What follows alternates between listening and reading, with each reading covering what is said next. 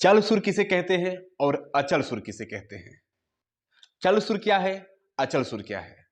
साथियों, यह वीडियो भी उन विद्यार्थियों के लिए है जो किसी स्कूल, विद्यालय, महाविद्यालय से संगीत की शिक्षा ले रहे हैं प्रॉपर, या ऐसे साथी जो संगीत को स्थायी रूप से जानना चाह रहे हैं, इसकी गहराई में जानना चाह रहे हैं, इसको अच्छे से पढ़ना चाह रहे हैं, समझना चाह रहे हैं, उनके लिए।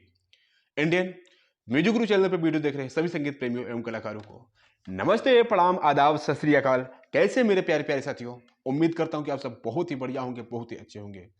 अक्सर विद्यार्थी जैसे मेरा ऑनलाइन क्लास भी चलता है और यूट्यूब पर वीडियो वगैरह पड़ती रहती है, तो इसके साथ साथ मैं संस्थानों में जाता भी हूँ। मतलब जो स्कूल खुले हुए हैं संगीत के, वहाँ मेरा आना जाना रहता है। तो अक्सर कोई ना कोई सवाल मुझसे विद्यार्थी पूछ लेते हैं, तो उनको मैं रिप्लाई देता रहता हूँ।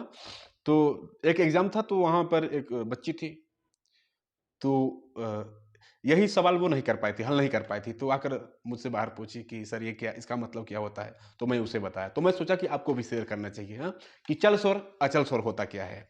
साथियों, चल संपत्ति अचल संपत्ति के बारे में आपने सुना होगा।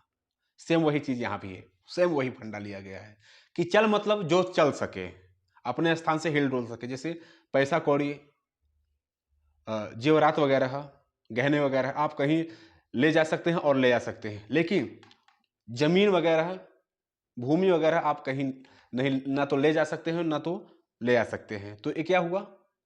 अचल संपत्ति। गहना पैसा क्या हो गया? चल संपत्ति, जो चल सके अपने स्थान से, और जो ना चल सके अचल संपत्ति, जैसे कि जमीन। ठीक। तो साथियों, हमारे एक सप्तक में कुल मिलाकर शुद्ध शुद्ध 7 सुर होते हैं। समझिएगा, इन 7 सुरों में ही चल भी हैं और अचल भी हैं।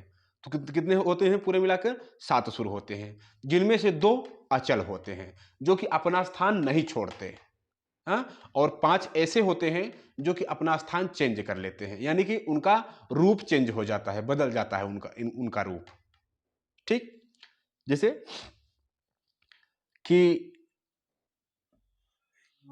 ये पहला अचल हो गया और ए दूसरा, यानी कि सा और पा अचल सुर हैं।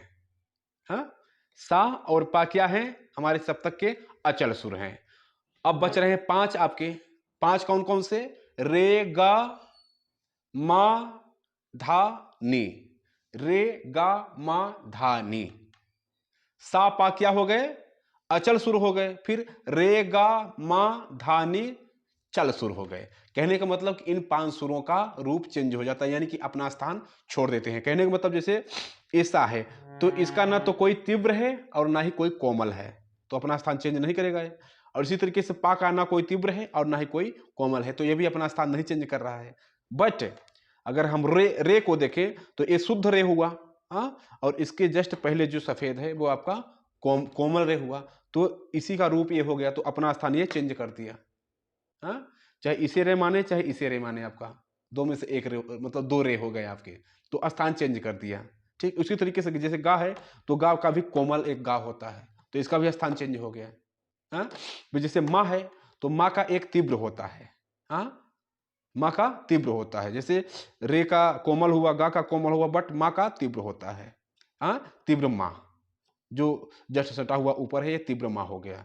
तो ये भी आपका चल सुर है। फिर धा का कोमल होता है, यानी कि धा का भी एक रूप और होता है जो अपना स्थान चेंज करता है, तो क्या हो गया? कोमल धा हो गया। फिर इसी तरीके से नी का भी। हाँ, तो साथियों ऐसे समझ लें कि सा और पा अचल सुर हैं, और बाकी जो 5 बच रहे हैं, जैसे रे, गा, मा, धा, नी, ये चल सुर हैं। ठीक। तो उम्मीद करता हूं साथियों वीडियो पसंद आया होगा, क्लियर हो गए होंगे आप कि चल सुर किसे कहते हैं और अचल सुर किसे कहते हैं। तो इस वीडियो में बात इतना ही। मिलते हैं किसी और प्यारे से वीडियो के साथ। तब तक के लिए आप सभी साथियों, सभी दोस्तों से नमस्ते, प्रणाम।